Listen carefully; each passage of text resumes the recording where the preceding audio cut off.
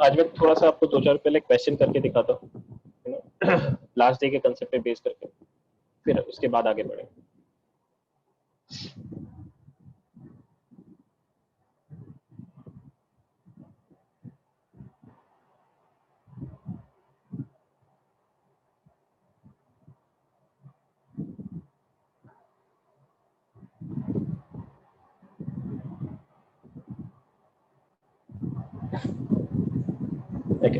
सबसे पहली चीज, एक चीज जस्ट इंफॉर्मेशन की तरह याद रखना, ठीक है, ये इंपॉर्टेंट पार्ट है, इसको ध्यान रखना।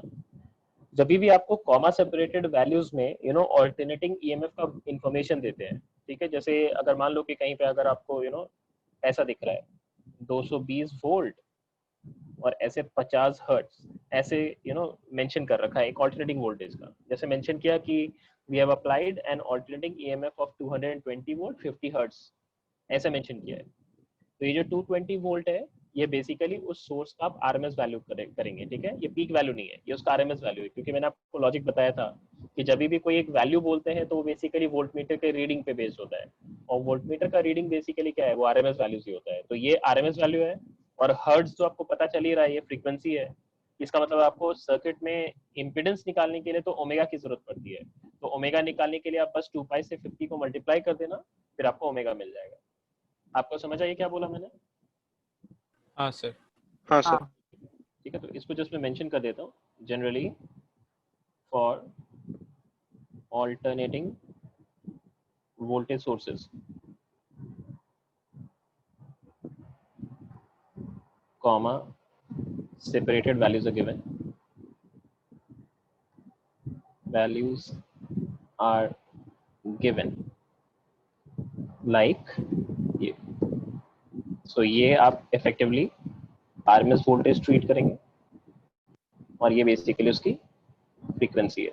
so देखो, अगर आपको ओमेगा चाहिए तो ओमेगा को आप 2 पाई इंटू 50 से मल्टीप्लाई करेंगे, तो basically 100 by radians per second मिल जाएगा, ठीक है।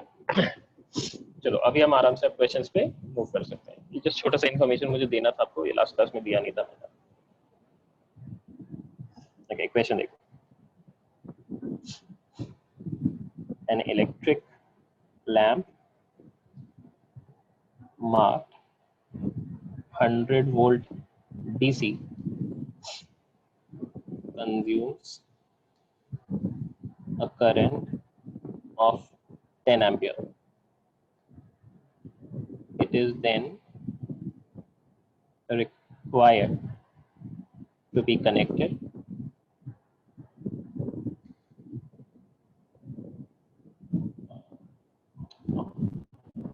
an electric lamp is required to be connected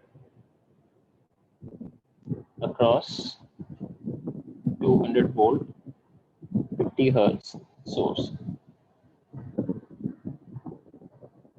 Find the inductance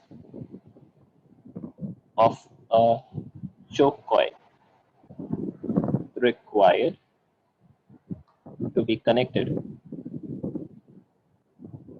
in series for safe operation of bulb.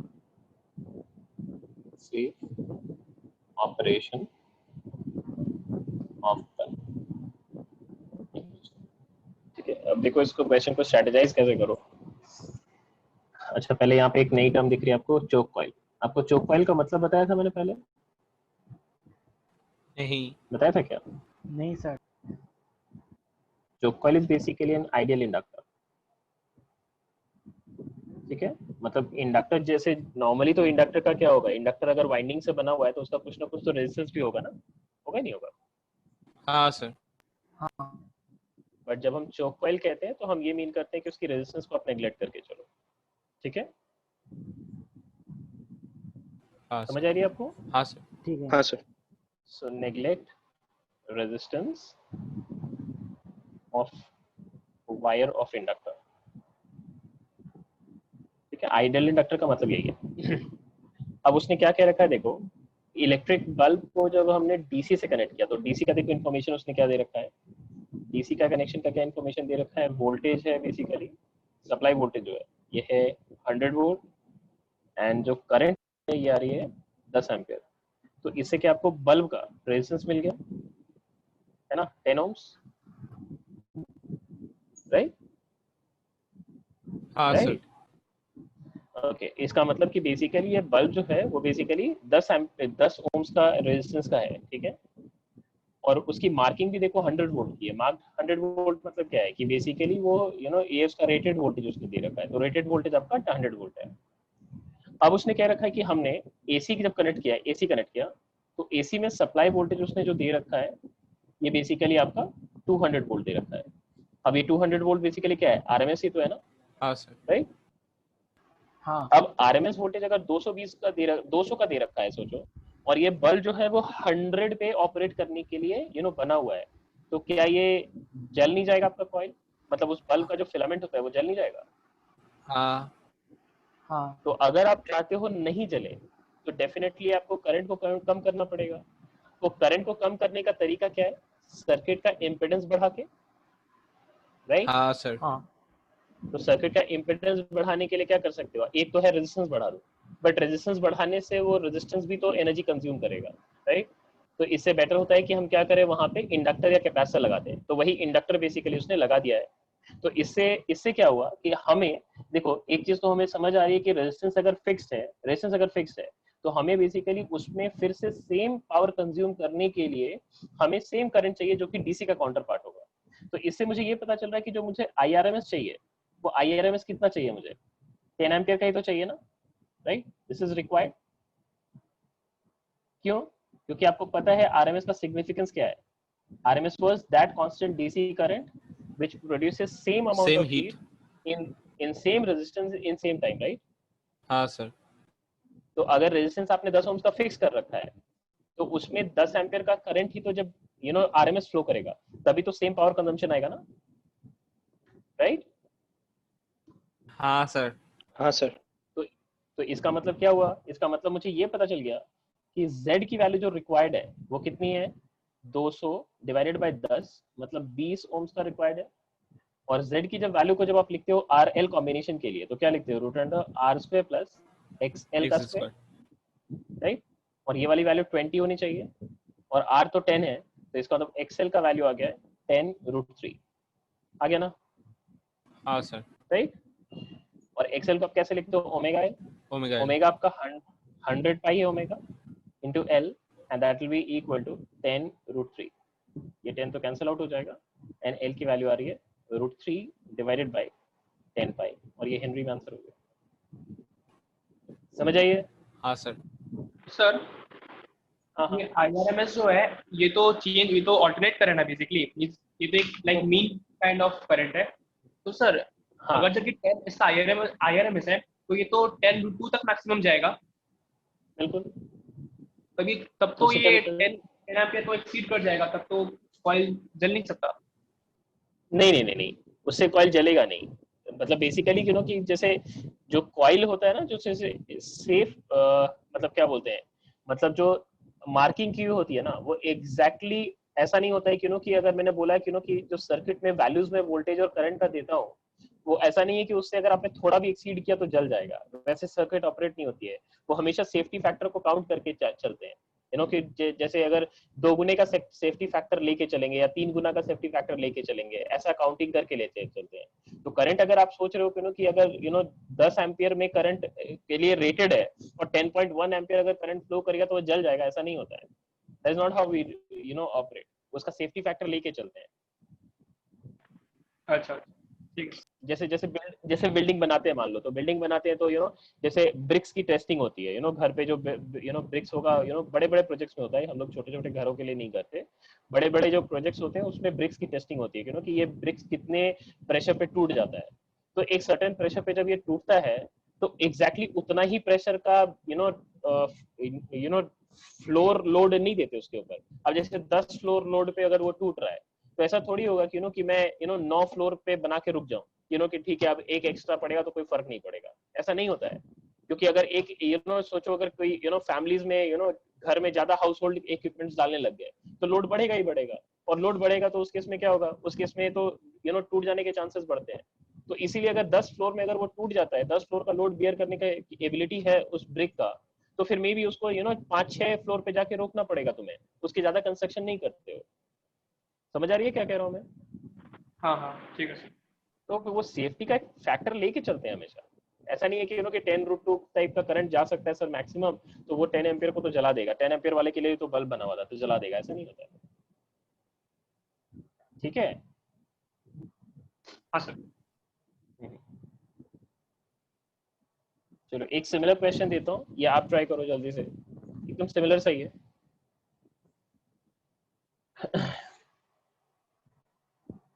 A long solenoid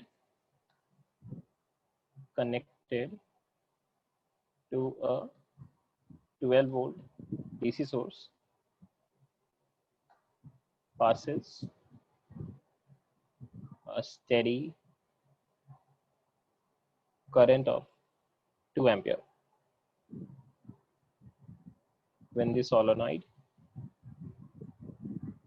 is connected to an AC source of 12-volt 50 hertz. The current flowing is 1 ampere. Find the self inductance of this solenoid. देखो क्या है ये?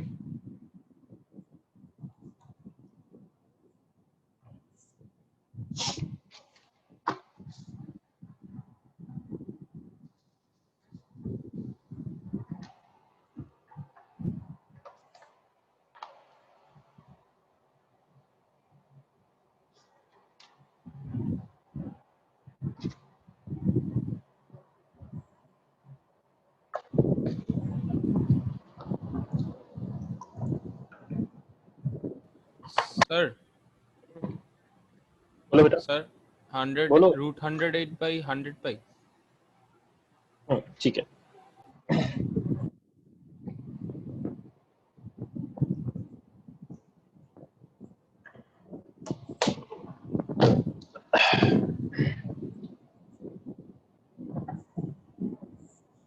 चलो देखो एक बार check करो। हाँ तो सेम आ रहा है। ठीक है बेटा, देखो डीसी के लिए क्या दे रखा है उन्होंने, सोर्स वोल्टेज जो है वो 12 वोल्ट का है और जो करंट है वो 2 एम्पियर का है। तो इससे आपको रेजिस्टेंस जो है वो बेसिकली 6 ओम्स की मिल गई है।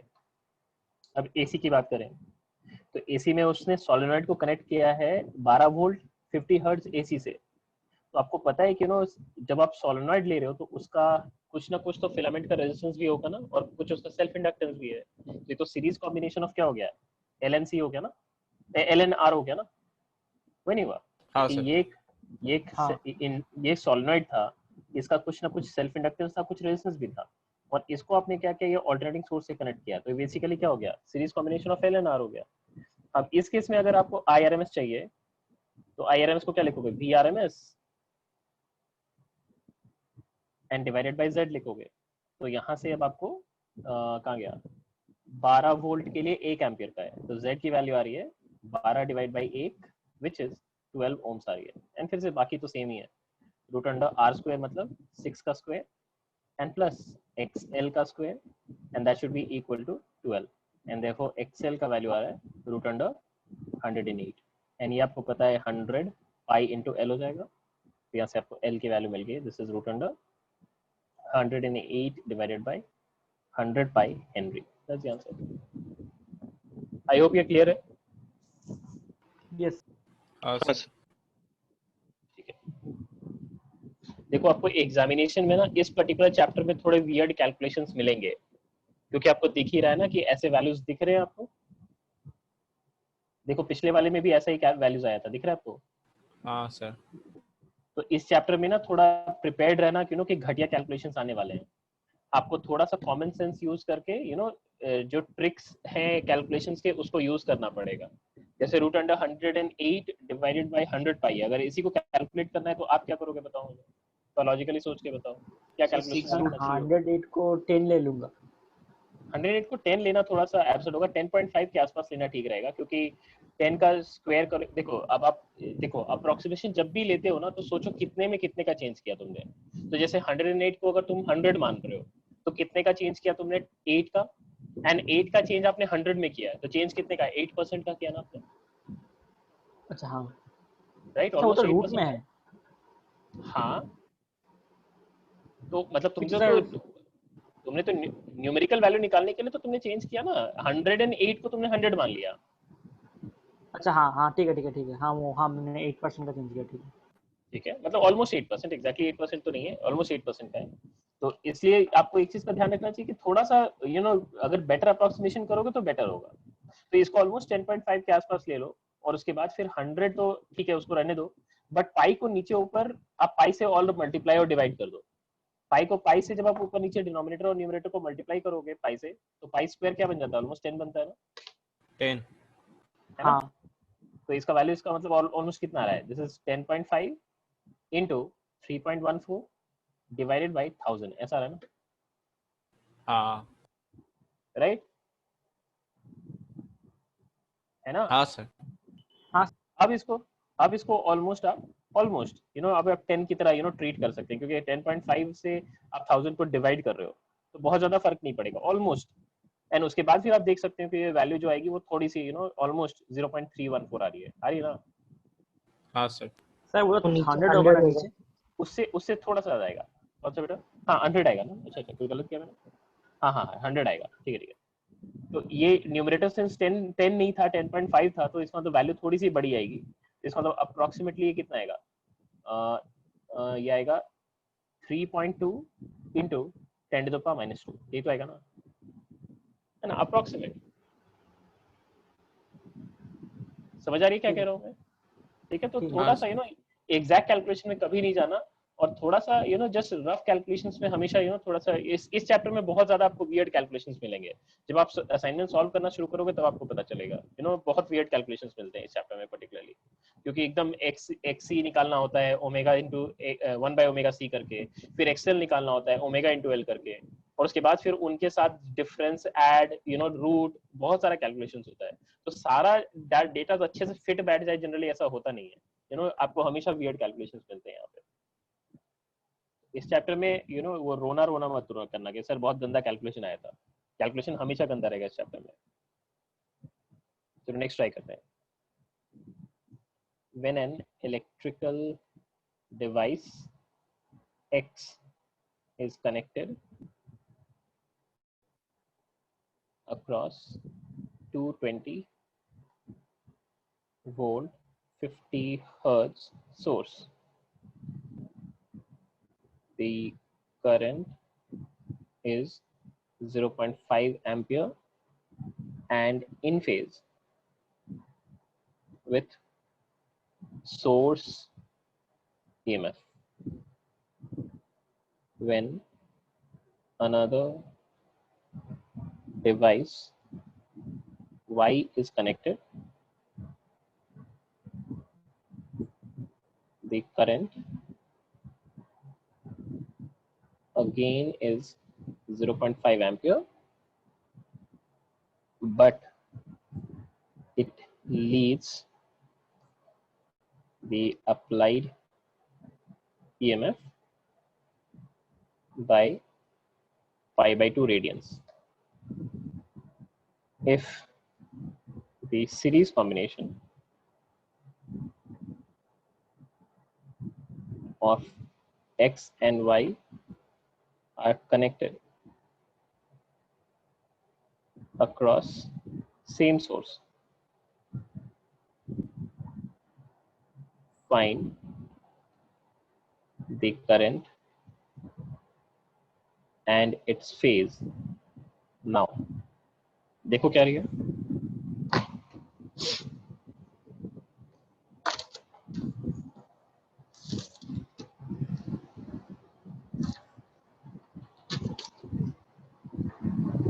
सर π/4 रेडियन से लीड कर रहा है हाँ और 0.25 एम्प का करंट आ रहा है, हाँ सर, मतलब वही RMS। एग्जैक्ट। 0.25 करंट आ रहा है, 0.25 करंट आ रहा है। रियली?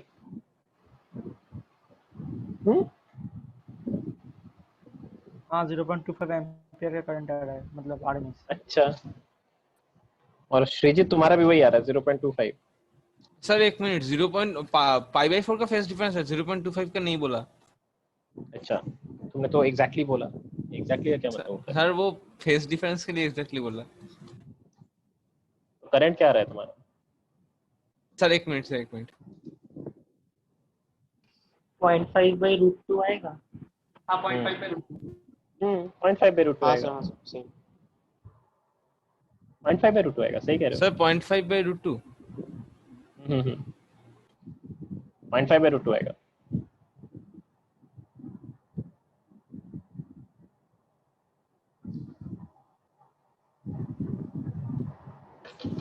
अच्छा सर, यहाँ पर ये फेजर का मैग्नीट्यूड दिया है करंट में। ये करंट कौन सा है, तुमको क्या लगता है कौन सा करंट है ये? अच्छा हाँ हाँ, पीक करंट है, उसका फेज ये फेज पीक बोल रहे करंट है। ये पीक करंट है, गधा है एक नंबर का, ये आरएमएस करंट ही है।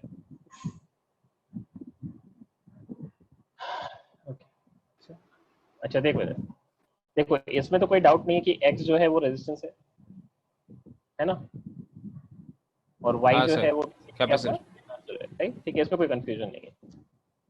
तो सीरीज कॉम्बिनेशन में जब आप X in series with Y ले रहे हैं, तो इस केस में जब जेड निकालेंगे तो क्या लिखेंगे? Root under R square plus XC का स्क्वायर, यही लिखेंगे, राइट? हाँ सर। एंड डेटा से आपको पता चल रहा है कि आर और एक्सी सेम है, क्योंकि देखो करंट सेम आया था, पहले भी करंट 0.5 एम्पियर, बाद का भी करंट 0.5 एम्पियर।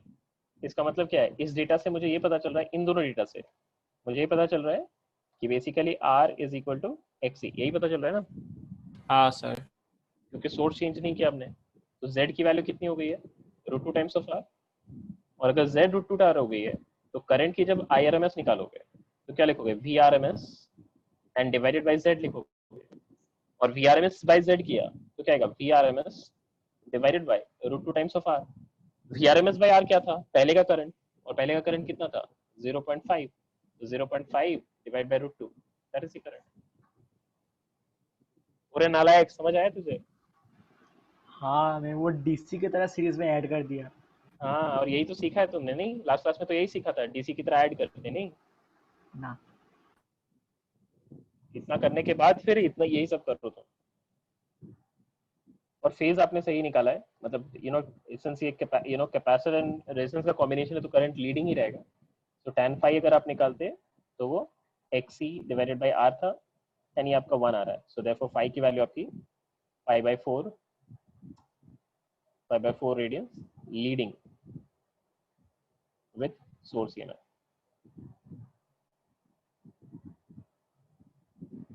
ठीक है ना? हाँ सर। ठीक है, नेक्स्ट ट्राई करते हैं। सर वो कॉम्प्लीमेंट लिखा हुआ था ना, क्या? वो 5/4 कॉम्प्लीमेंट था ना। हाँ हाँ, क्या बोल रहे हो, फिर से बोलो। सर वो सी को कॉम्प्लीमेंट बोल रहा है। हाँ हाँ, कॉम्प्लीमेंट मतलब। सर अरे कॉम्प्लीमेंट क्यों? रेडियंस लिखने का जस्ट तरीका है बाबा, वो नोटेशन है। मतलब ओ ऐसे लिख अच्छा सकते अच्छा। हो, ऐसे लिखोगे पाई/4 radians, this is same as पाई/4 लिखा है ना, सुपरस्क्रिप्ट में सी लिख दिया। सर वो तो समझ में आया, लेकिन वो कॉम्प्लीमेंट क्या बोला वो समझ में नहीं आया। सॉरी। चलो अभी बस इतना ही रहने दो। In a series RLC circuit, the potential difference measured across resistance and inductance are 120 volt and 80 volt respectively. The supply EMF was 130 volt AC. Then find the measured potential difference across capacitor. 30 volt. कितना रहे? 30 volt. Sure? हाँ।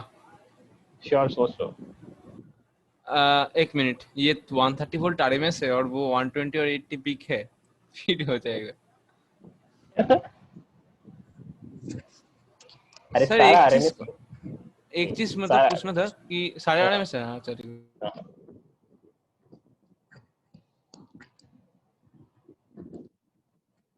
क्या पूछना था तुम, बोलो। हाँ वही आरएमएस है कि नहीं। अरे तुमको क्यों कंफ्यूजन हो रहा है कि कहाँ पे पीक लेना है, कहाँ आरएमएस लेना है? जब भी तो तुमको ऐसे वैल्यूज दिया हुआ है तो ये आरएमएस ही दिया है, नहीं तो पीक में स्पेसिफिकली बोलेंगे ये पीक वैल्यू है। नहीं, आर और एल के लिए जो है वो पीक भी तो हो सकते थे, इसलिए मारुआ पूछ लिया। जूता भी तुझे यहाँ पे मेजर्ड बोल रहा है। वो मेजर्ड का मतलब क्या होता है? मेजर का क्या मतलब होता है? वो फिर आरएमएस ही है, फिर साढ़े आरएमएस है। एक बार मैं कुछ करते हैं। इसमें अब क्या करेंगे? सोर्स वोल्टेज का square is equal to V R का square plus V C minus V L का स्क्वायर। याद है आपको? हाँ सर। आपको बताया था हाँ ये पीक वैल्यू के लिए भी लगता है और आरएमएस के लिए भी लगता है, समझाया था ना ये? हाँ हाँ हाँ हाँ तो बस सब्स्टिट्यूट करो 130 का स्क्वायर इज इक्वल टू 120 का square and plus V C minus V L कितना था? 80 एंड इसका square. So you're getting is VC minus 80 का square is equal to 130 minus 120 का स्क्वायर विच इज 50 का स्क्वायर। यही है ना? हाँ, दो हो सकता है वैल्यू। दो हो सकता है। सो VC माइनस 80 तुमने एक मिस आउट कर दिया था, सो प्लस माइनस ऑफ 80 आ जाएगा, राइट? 50-50। हाँ 50, सॉरी क्या 50। सो देयरफॉर VC की वैल्यू हो गई या तो 30 वोल्ट होगी या फिर 130 वोल्ट होगी, इधर और। गॉट? हाँ सर। तुमने एक रूट मिस कर दिया था ना, a square equal to b square का हाँ मतलब सर, a इक्वल एक टू b। मिस किया था। a square equal to b square का मतलब क्या होता है? a equal to b। A नहीं, equal to plus minus b. तो फिर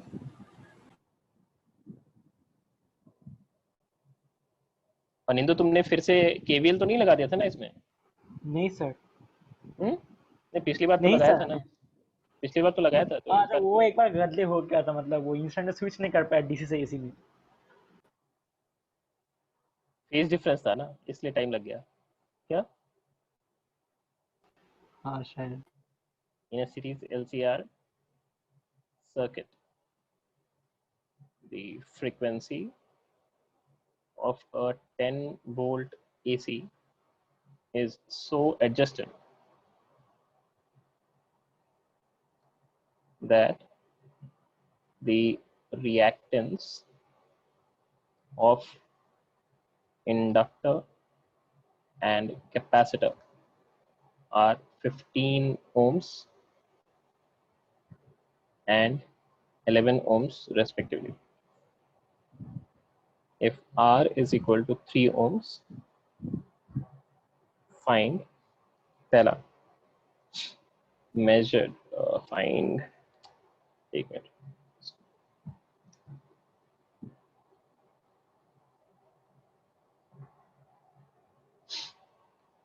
the measured potential difference across पहला resistance and दूसरा series combination of L and C। बताओ क्या है?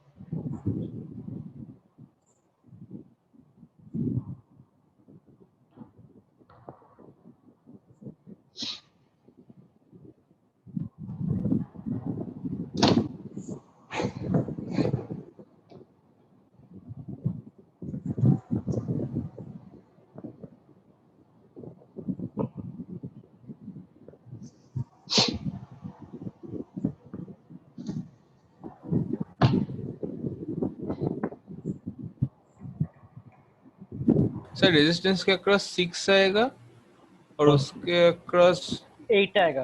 हाँ सही है। बोल दिया मैंने पहले।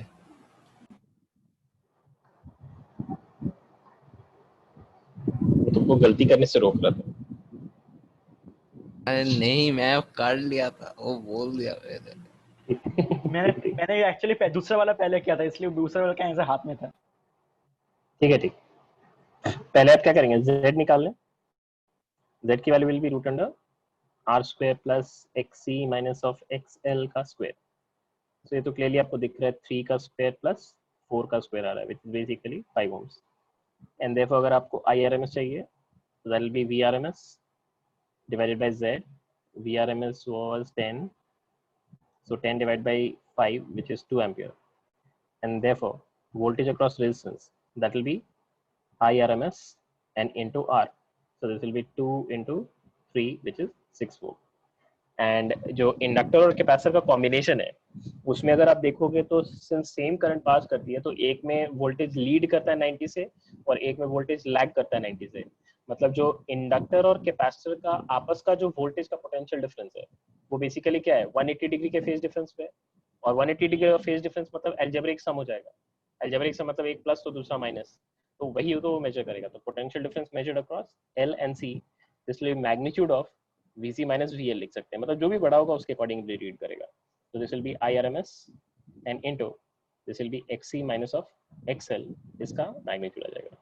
And this will be accordingly, ये आपका तो 2 निकाल चुके हो और इनटू 4 और ये आपका 8 वोल्ट हो जाएगा। ठीक है सर।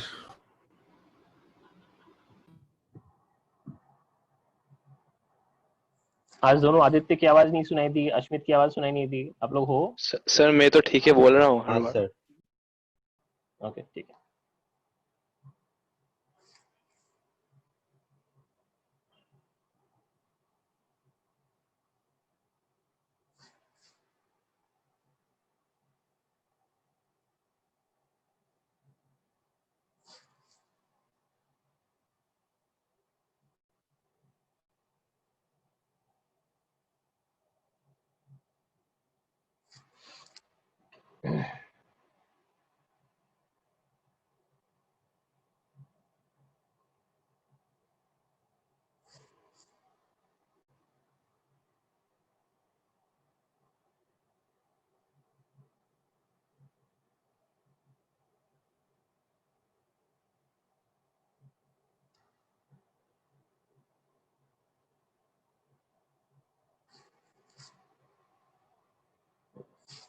ठीक। The reading of voltmeters V1, V2 and V3 are 50 volt, 60 volt and 100 volt respectively. Find the reading of ammeter. बताओ क्या है?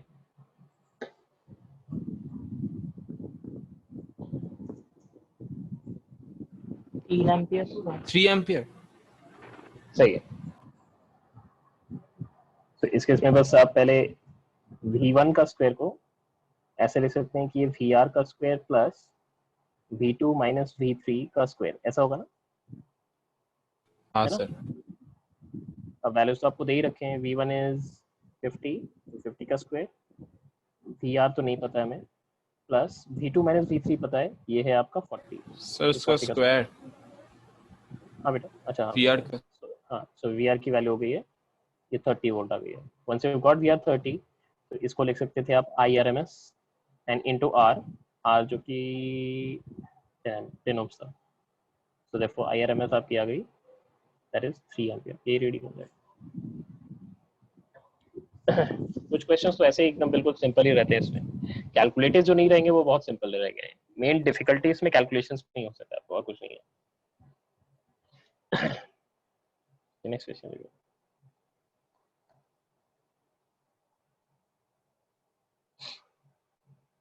A series RLC circuit consists of L, C and R connected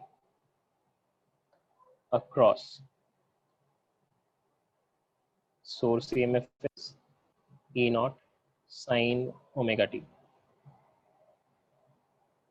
When omega c is equal to 1 by omega L, the current is I naught.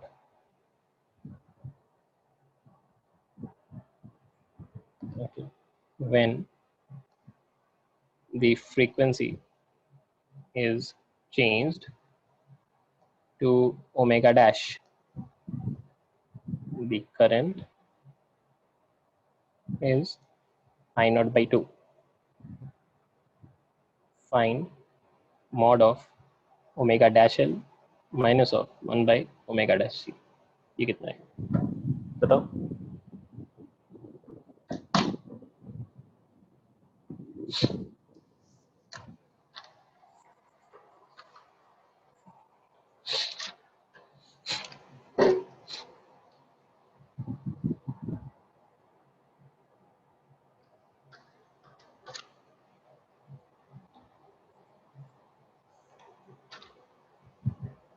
Sir E naught by I naught. Sir root 3 root 3 आ रहेगा. Root 3 आ रहेगा. हाँ मतलब वही. हाँ तो वही E naught by I naught तो आर है. रूट 3 आर कैसे हुआ? क्या क्या और वैसे भी E naught by I naught R क्यों होगा? E नॉट बाई आर नहीं होगा. आर मतलब बेसिकली ये देखो, करंट इज आई नॉट बोला, ये इक्वेशन में नहीं बोला है. ये तो बेसिकली पीक वैल्यू है ना. ये देखो जो ई नॉट है ये तो पीक है ना.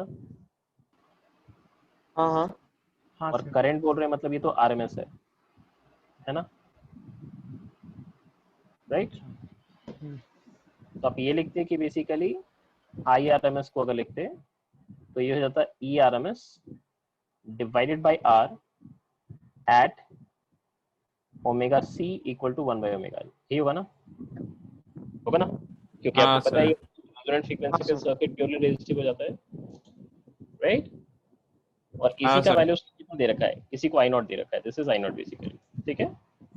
अब नई फ्रीक्वेंसी पे अगर आप निकाल रहे हैं तो करंट आपकी 1/2 हो जा रही है. I R M S dash अगर लिखें तो ये आपकी आई नॉट बाई 2 हो जा रही है. इसका मतलब पक्का है जो z हो गया होगा वो z कितना हो गया होगा, 2 टाइम्स ऑफ r हो गया होगा. कह सकते हैं क्या ऐसा? हाँ, सर.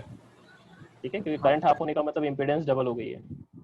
इम्पीडेंस अगर डबल हो गई है इसका मतलब root under R square plus X C minus of X L का square that becomes 2r and therefore हाँ, सर.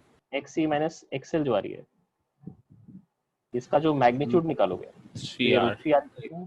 यही तो पूछा था ना आपसे. ये पूछा था नहीं? हाँ, सर. हाँ सर. ऐसे कंफ्यूजन है कुछ? नहीं सर. ठीक है.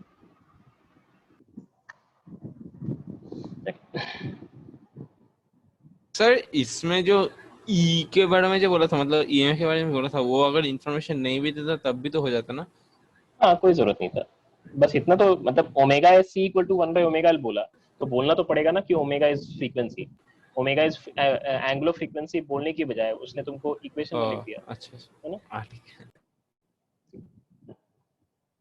इक्वेशन लिख.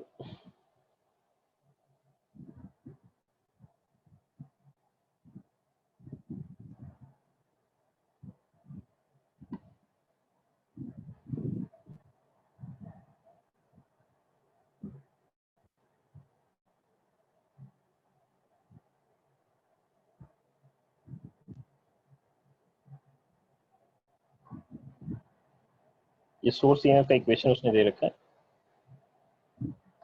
यहाँ पे ये R है, ये C है, ये L है और उसने आपको ये दे रखा है omega is so chosen that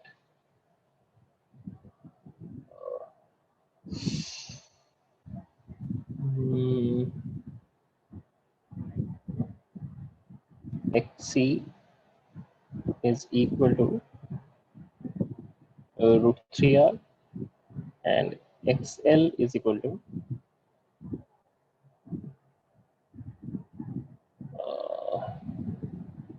अच्छा इसको 2 रूट 3r कर लेते हैं, इसको रूट 3r कर लेते हैं, ठीक है। ये वैल्यूज उसने दे रखा है and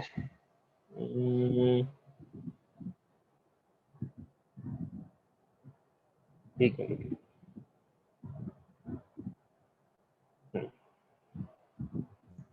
find the shortest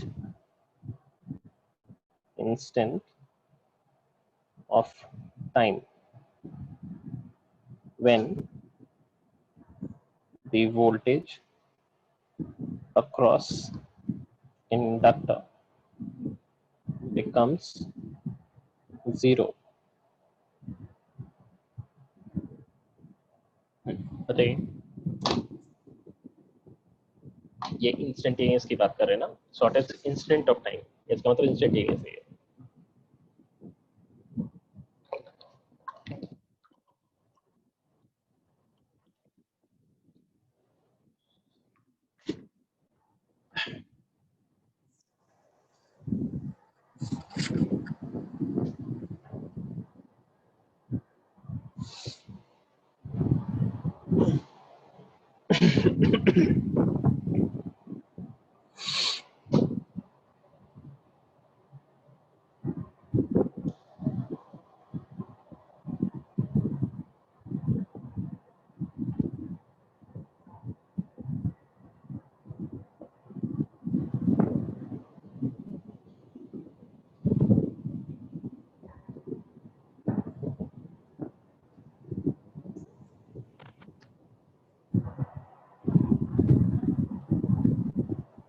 sir 2π/3 omega नहीं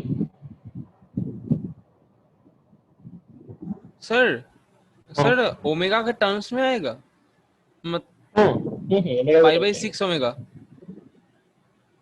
पाई बाई 6 ओमेगा, हाँ सही है, पाई बाई 6 ओमेगा सही है। सर मैं इतने देर से कंफ्यूज हो गया था कि ओमेगा कहाँ से निकालूं। अरे ओमेगा तो दिया हुआ है क्वेश्चन में, दिया नहीं है क्या? मुझे लगा कि कोई वैल्यू निकलेगा। नहीं, इक्वेशन में तो दिया हुआ है ना, ई देखो, E equal to E naught sine omega t दिया है नहीं दिया? हाँ दैट्स अ गिवन पैरामीटर ना। हाँ तुम्हारा कैसे आ रहा था 2/3, थोड़ा मुझे भी सिखाओ।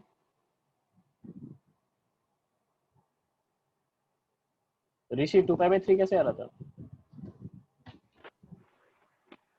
सर जो नेट वोल्टेज आ रहा है वो तो 60 डिग्री लीड कर रहा है, नहीं नहीं, तो सर फेजर ड्रॉ करेंगे। करंट 60 डिग्री लीड कर रहा है with respect to source EMF.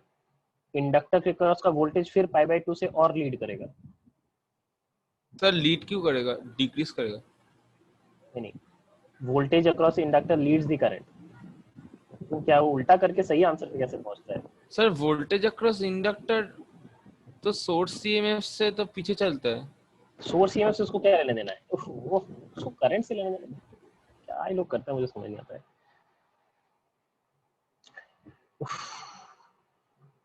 पहले चीज ये सोच के देखो, आपको tan phi मतलब करंट के लिए अगर आप करंट की वैल्यू अगर लिखते हो I not sin omega t plus phi, तो इसमें tan phi कितना था? tan phi was xc minus xc by r divided by r and this clearly is root 3. So therefore current जो फेज में लीडिंग है वो बेसिकली आपकी 30 degree ना, मतलब पाई बाई कितनी आ रही है? 3 आ रही है ना, पाई बाई 3 रेडियंस की आ रही है। So therefore current is leading. तो अगर आप वोल्टेज अक्रॉस इंडक्टर लिखोगे instantaneous as a function of time, तो क्या लिखोगे आप? Peak value of current is I naught into XL into sine of omega T plus pi by 3 and plus क्या लिखोगे आप? पाई बाई 2 नहीं लिखोगे? प्लस क्यों लिखेंगे, माइनस लिखना चाहिए। तो मतलब करंट लीड करता है, यही तुम कह रहे हो? इंडक्टर में तो करंट पीछे चलता है। पीछे ही तो रखा है करंट को। क्या बेवकूफी तरह बात कर रहे हो? कंपेयर करो तो इन दोनों इक्वेशन को। दारू पिया है क्या? फिर लगता है मैंने गलती कर दिया है। तुम जो तुम बताओ मुझे कि तुम माइनस क्यों कर रहे हो? तुम बोल रहे हो कि करंट लीड कर, वोल्टेज लीड करेगा और सब्ट्रैक्ट करोगे। लीड करने का मतलब सब्ट्रैक्शन करना होता है। नहीं, एक माता मिनट। नखीरे। पर ये जो आ रही है ये तो आपको दिख ही रही है। ये वाली टर्म जो आ रही है ये कितनी है? 150 डिग्री है नहीं है? राइट। हाँ सर। इसका मतलब ओमेगा टी को कितना होना पड़ेगा? 30 डिग्री, राइट, मिनिमम के लिए। हाँ 180 डिग्री पे तो जीरो हो जाएगा ना, सो देयरफॉर टाइम का जो वैल्यू आएगा दैट विल बी 30 मतलब pi by 6 and divide by omega हो जाएगा। तो तुम सही आंसर पे कैसे पहुंच गए? वैसे भी पहुंच गया था उसमें, सर तो वो माइनस 60 करने पे माइनस भी आ 90 तो जाएगा। 30 आएगा। अरे ओ, हाँ उधर से भी बच गए थे। मतलब वैल्यूज ऐसे दिया गलती हुआ था करके कि भी सही आ गया। ठीक है चलो, ठीक है, समझ आया। हाँ हाँ ऋषि समझ क्या तुम बोल रहे थे? हाँ सर। अच्छा ना ऋषि ना, को कुछ मैं एक्सेल और एक्सी का वो उल्टा ले लिया था। नहीं, एक्सी और एक्सेल का उल्टा लेने से भी क्या फर्क पड़ेगा? तो उल्टा लो तो तुम एक बार देखो मैं क्या आ रहा है तुम्हारा।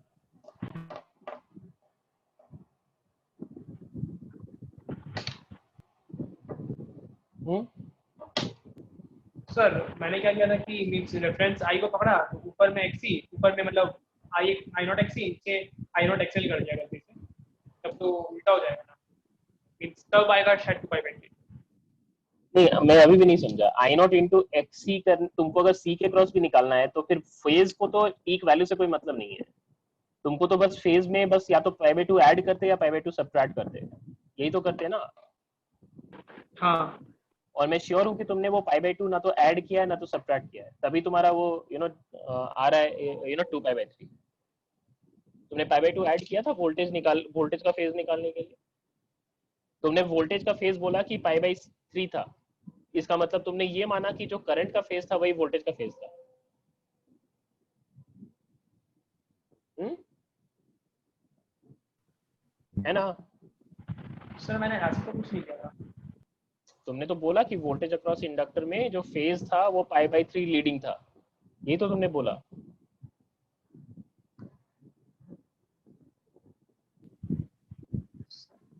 और उस अगर वो होता तो फिर तो 2/3 आंसर होता। चलो एनीवेज ठीक है, तुमको गलती अपनी पता चलनी चाहिए, अगर पता नहीं चल रही तो मैं क्या करूं? पता चलिए तुमको तुम्हारी गलती या नहीं पता चली? हाँ सर पता चल गया, समझ में आया गलती का। ठीक है, चलो अभी सीरीज में काफी सारे आपको कैलकुलेशंस दिखाए हैं। अब अभी थोड़ी देर बाद और करेंगे, उन पे बेस करके वापस आएंगे, बट पहले आपको पैरेलल आरएलसी सर्किट दिखाता हूँ।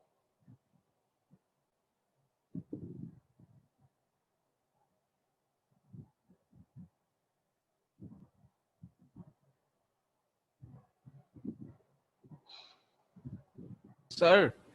हम्म, सर एक चीज पूछूं? पूछो ना। सर आपने क्या बोला? पूछो। अच्छा अच्छा ठीक है। हम्म, सर वो जो एसी सर्किट का जो पावर कैलकुलेशन है वो क्या आप इसके बात करेंगे? नहीं तो उस हाँ हाँ इसके बाद करेंगे, इसके बाद अच्छा ठीक है करेंगे, ठीक, फिर उसके बाद एक क्वेश्चन था। इसके बाद करेंगे।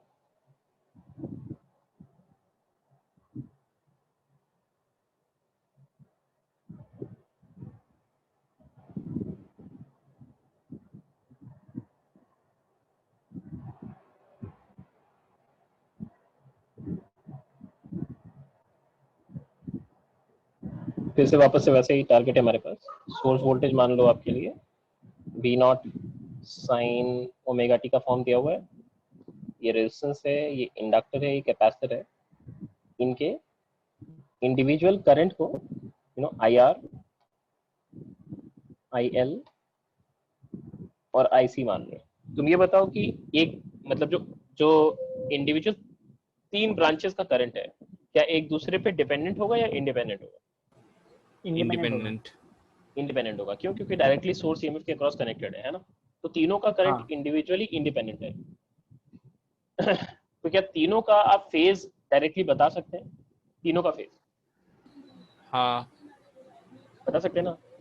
हाँ हाँ हाँ हाँ रेजिस्टेंस वाले का करंट का ओमेगा टी, इंडक्टर हाँ। वाले करंट का omega T minus pi by 2 and capacitor वाले करंट का omega T plus pi by 2, plus right. तो जैसे आपको याद है मैंने आपको सीरीज सर्किट्स को सॉल्व करते वक्त एक चीज समझाया था, कि जो चीज कॉमन होती है सर्किट कंपोनेंट्स के लिए उसको आप रेफरेंस फेजर में रहते हो और उसके रिस्पेक्ट में बाकी का फेज को प्लॉट करते हो, राइट। तो हमने करंट को सिंस देखा था सीरीज कॉम्बिनेशन में कॉमन था, तो करंट को हमने रेफरेंस पे लिया था और उसके रिस्पेक्ट में हम वोल्टेजेस को प्लॉट कर रहे थे। बट यहाँ पे इस बार कॉमन कौन है? करंट है ना कॉमन, वोल्टेज कॉमन है, सॉरी वोल्टेज कॉमन है। तो वोल्टेज कॉमन है तो फिर हम वोल्टेज को रेफरेंस पे रखेंगे और करंट का फेजर प्लॉट करेंगे।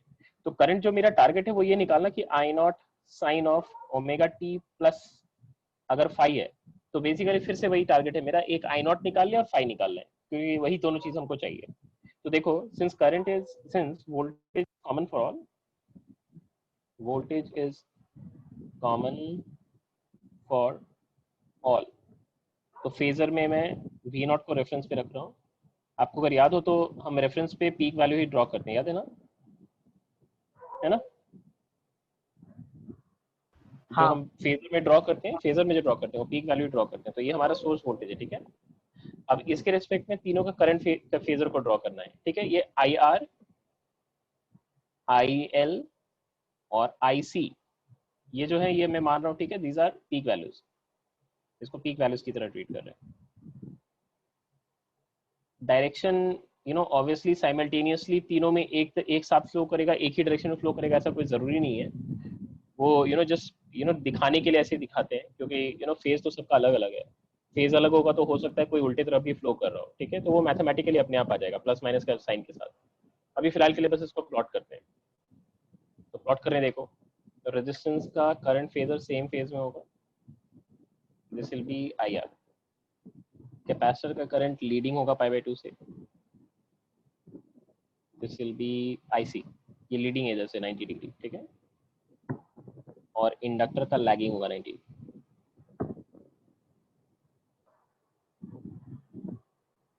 दिस इज आई एल, और ये 90 डिग्री लैगिंग है। मैं मान रहा हूँ कि IC आपका IL से बड़ा है।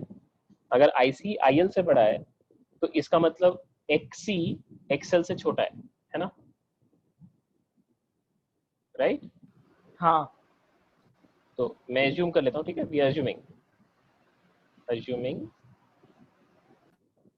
XC lesser than XL। अच्छा, इसको लिखने के लिए दिखाने से अपने आप ही समझ आ जाएगा कि करंट आपका IC आपका बड़ा हो जाएगा। So this is IC minus IL, इधर आपका IR है, और इन तीनों का जो रिजल्टेंट होगा वो क्या बनेगा बताओगे? आई नॉट बनेगा, आई नहीं नॉट, बनेगा? है ना, क्योंकि देखो ऊपर का जो 3 ब्रांच का करंट है वो बेसिकली चौथा किससे कनेक्टेड है? सोर्स वोल्टेज वाला करंट ही तो है ना? हाँ सर। तो ये सुपरपोजिशन ऑफ एसएचएम की तरह ही है, ठीक है। तो वापस से ये आई नॉट मिल जाएगा यहाँ से आपको। अच्छा अश्मित, आपने एसएचएम का नोट्स देखा था वो वाला? हाँ सर। कंपोजिशन ऑफ एसएचएम हाँ सर। समझ आ गया था ना, आई होप आपको? हाँ सर। ठीक है। तो अभी तो आप कोरिलेट कर पा रहे होंगे। लास्ट डे आप कह रहे थे ना थोड़ा कम समझ आ रहा था, अभी आप कोरिलेट कर पा रहे हैं? हाँ सर, अब बेटर समझ आ रहा है। ठीक है। तो अभी आपके पास क्या है सिचुएशन, देखो यहाँ पे। तो इधर से आपको ये पता है कि इस तरफ हमने सोर्स वोल्टेज लिया था, दिस वाज V0। तो सोर्स वोल्टेज के रेस्पेक्ट में करंट देखो लीडिंग दिख रहा है, नहीं दिख रहा आपको? हाँ सर। हाँ। ये तो फाई है, राइट। तो अब आपके पास देखो, अब इक्वेशन लिखने का तरीका क्या हो जाएगा, देखो आई नॉट का square will be equal to I R का square plus I C minus of I L, and इसका स्क्वायर हो जाएगा, होगा ना? देखो जो सीरीज कॉम्बिनेशन में जो वोल्टेज का रिलेशन था, पैरेलल कॉम्बिनेशन में वही करंट का रिलेशन है या नहीं है? हाँ सर। राइट। हाँ। और ये रिलेशन आपका किसके लिए वैलिड होगा? Valid for peak values and RMS values, valid for peak and RMS values, ठीक है। और आरएमएस वैल्यूज मतलब मीटर रीडिंग।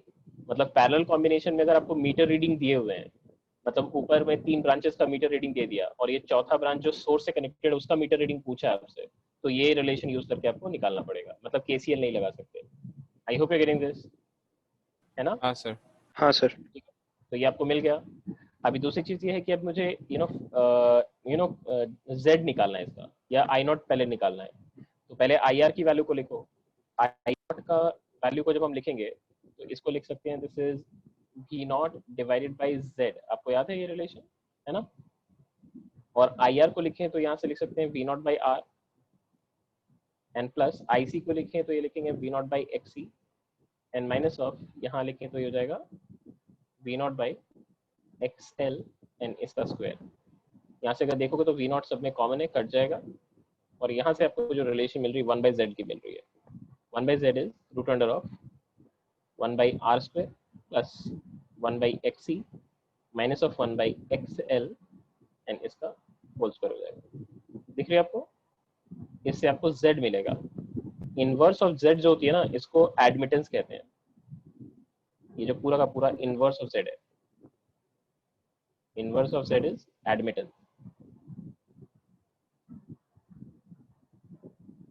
बेसिकली इसको इन 1/इम्पिडेंस कह सकते हैं इसको। इसका यूनिट क्या होगा? Ohms inverse. और ओम्स इनवर्स में, ओम्स इनवर्स मतलब मोहो बोलते हैं उसको। इसकी एसआई यूनिट अगर लिखोगे तो सीएमएस भी तो होता है ना? वो भी होता है, बट पॉपुलर नहीं इतना ज्यादा। ओम्स को ही जैसे उल्टा करके मोहो बोलते हैं, ठीक है? ओके, एनीवेज तो इससे आपको z मिल जाएगा। और z निकालने के लिए बाद फिर आप क्या कर सकते हैं? तो देखो, अगर आपको करंट चाहिए तो करंट निकालने के लिए आप क्या करोगे? ये v naught and divide by z कर लेना, ठीक है? इससे आपको पीक वैल्यू ऑफ करंट मिल जाएगी। Once you have got peak value of current, अब आप tan phi निकालो। tan phi की वैल्यू वाज, यहाँ से डायग्राम देखो, IC minus IL by IR. So this will be IC minus IL divided by IR, and this becomes V naught by XC minus V naught by XL divided by V naught by R. V naught common है, cut जाएगा, therefore tan phi की value हो गई है R by XC minus R by XL। यहाँ से आपको tan phi भी मिल गई है। अब आपका क्या है? Current as a function of time आपको मिल जाएगा यहाँ से। So therefore current as a function of time, this becomes V naught divided by Z and into sine of omega t plus tan inverse R by XC minus R by XL हो गया। Got it? हाँ sir. अब graph पे आ जाते हैं, बस graph वाला part बचा है इसके लिए। अभी ग्राफ देखो, पहले Z वर्सेस ओमेगा कर लेते हैं। 1/z का वैल्यू हमने निकाला था, that was root under 1/r square and plus 1/ओमेगा c, 1/xc, xc मतलब ओमेगा c हो जाएगा, and minus of 1/xl which will be omega l हो जाएगा, एंड इसका स्क्वायर करना है, ठीक है ना? राइट? हाँ सर। हाँ हाँ sir. So for omega tending to 0, अगर ओमेगा टेंड टू 0 कर रहे हैं तो 1/z आपका इनफाइनाइट को टेंड करेगा, और अगर 1/z इनफाइनाइट को टेंड कर रहा है, इसका मतलब z टेंडिंग टू 0 आएगा ना? हाँ सर। हाँ सेम लॉजिक फिर ओमेगा इनफाइनाइट के लिए भी, और omega tending to infinite 1/z will tend to infinite and thus z will tend to 0, right? हाँ सर। हाँ तो ग्राफ ड्रॉ करें, कैसा आएगा देखो। एक जगह पे मैक्सिमम, एक जगह पे मैक्सिमम जाएगा, और मैक्सिमम वैल्यू कितना आएगा? r, हाँ हाँ हाँ हाँ आ रहा है। राइट? ग्राफ कुछ ऐसा दिखना है।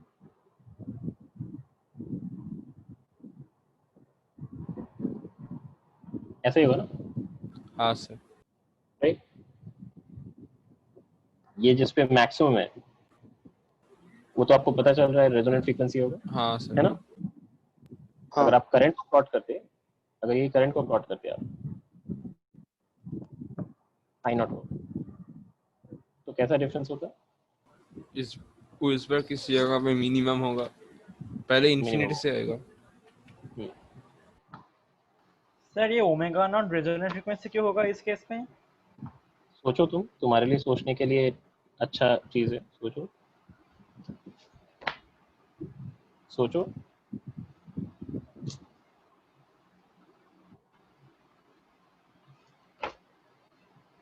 अच्छा हाँ, एक्सेल इक्वल टू एक्स ही होगा वो 5 0 करने के लिए। आपको तो 10 5 0 करना है ना। हाँ फिर तो 1/xl इक्वल टू 1/x होगा। हाँ ठीक है ठीक है ठीक है। हाँ ठीक है, उस समझ आया -0 आपको। आएगा। हाँ ठीक है। तो x इक्वल टू एक्सएल फिर से किया आपने 10 5 0 निकालने के लिए, बट क्या z equal to minimum and i equal to maximum है यहाँ पे? नहीं। नहीं है ना। और याद है मैंने आपको ये चीज बताई थी आपको लास्ट क्लास में। हाँ सर। हाँ सर। ठीक है, तो रेजोनेंट फ्रीक्वेंसी पे अगर आप कोई बोलता है आपको कि करंट मैक्सिमम होता है और इम्पीडेंस मिनिमम होता है, तो वो सिर्फ और सिर्फ सीरीज रेजोनेटिंग सर्किट के लिए होता है। अगर आप पैरेलल सर्किट ले रहे हैं तो ये कंडीशन सही नहीं होती है। समझ आ रही है आपको? हाँ सर। हाँ सर। ओके। अगर मैं इस रीजन पे हूँ omega less than omega naught पे, तो obviously XC greater than XL है ना, राइट? हाँ सर। तो सर्किट का बिहेवियर क्या होगा, कैपेसिटिव या इंडक्टिव? Overall nature capacitive. गलत, ये पैरेलल सर्किट है, उल्टा हो जाएगा। अच्छा। क्योंकि क्योंकि 1/xc माइनस 1/xl है ना, हाँ। और xc बड़ा है तो इनवर्स ऑफ xc छोटा हो जाएगा ना, अच्छा अच्छा ठीक। राइट? इसका मतलब नेगेटिव आ जाएगा, तो इसका मतलब है xc अगर xl से बड़ा हुआ तो इसका मतलब ओवरऑल नेचर आपका इंडक्टिव हो जाएगा। ये भी एक कॉमन सा कंफ्यूजिंग टर्म है। जैसे कोई अगर बोले कि अगर आपके पास एक ऑल्टरनेटिंग करंट वाला सर्किट है और उसमें xc ग्रेटर देन xl है, तो बताओ करंट जो है वो लीडिंग होगा सोर्स के थ्रू या फिर लैगिंग होगा? डिपेंड करेगा आंसर पैरेलल है या सीरीज। डिपेंड करता है पैरेलल है या सीरीज है। ठीक है ना? आई होप मतलब एवरीबॉडी मतलब सर हम इंडक्टिव सर्किट या फिर कैपेसिटिव जो हम कह रहे हैं वो हम फाई का साइन पे डिपेंड करता है, ये है यही बात एग्जैक्टली। है ना। हाँ हाँ, एग्जैक्टली वही बात है कि मतलब सोर्स के थ्रू जो करंट जा रहा है वो सोर्स ईएमएफ के साथ में लीडिंग है या लैगिंग है फेज में, बस उसी के बेस करते हैं।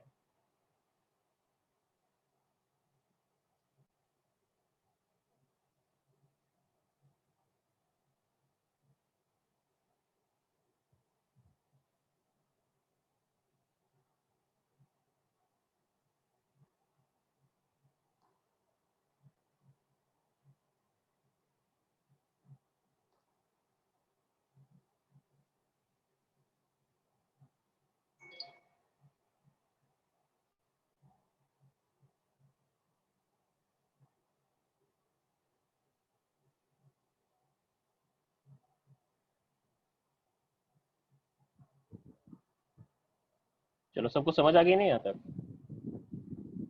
हाँ। हाँ सर। ठीक है, ये लिख भी देता हूँ फॉर रेजोनेंस। अगर रेजोनेंस निकालना होता आपको तो tan फाई को आप फिर से जीरो करते, और वो था आपका r by X L minus of r by X C minus r by X L था, एंड देयरफॉर आपको X C equal to X L ही करना था फिर से, एंड देयरफॉर आपको omega naught 1 by root under L C मिल गई। समझ आई ना सभी सर को? सीरीज और पैरेलल कोई कॉम्बिनेशन आ सकता है क्या? आ सकता है, सिंपल आ सकते हैं, मतलब बहुत ज्यादा कॉम्प्लिकेट करके नहीं। मैं दिखाता हूँ कैसे आ सकता है। सर क्या बोला रितम ने?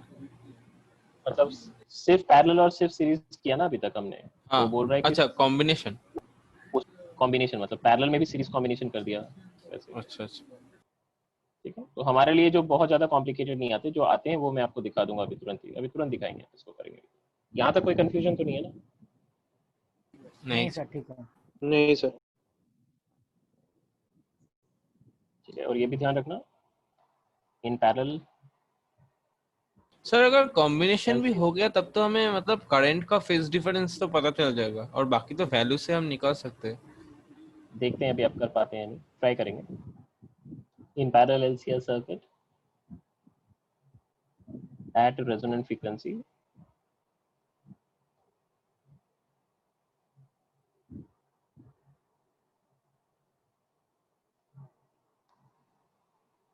the current is minimum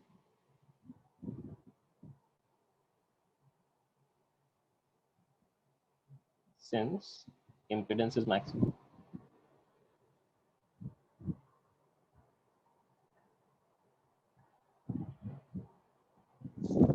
So, यहाँ तक तो क्लियर है? ओके अच्छा, मैंने देखो आपको इसमें मैंने आपको डायरेक्टली इस बार यू नो आरएलसी एक साथ कराया है। आपको एक चीज समझ आना चाहिए कि इंडिविजुअली अगर आपको सपोजली सिर्फ और सिर्फ आरएल दे दिया या सिर्फ और सिर्फ आरसी दे दिया, तो जो पार्ट नहीं है उसका वैल्यू को 0 डाल देना है ना? हाँ सर। हाँ सर।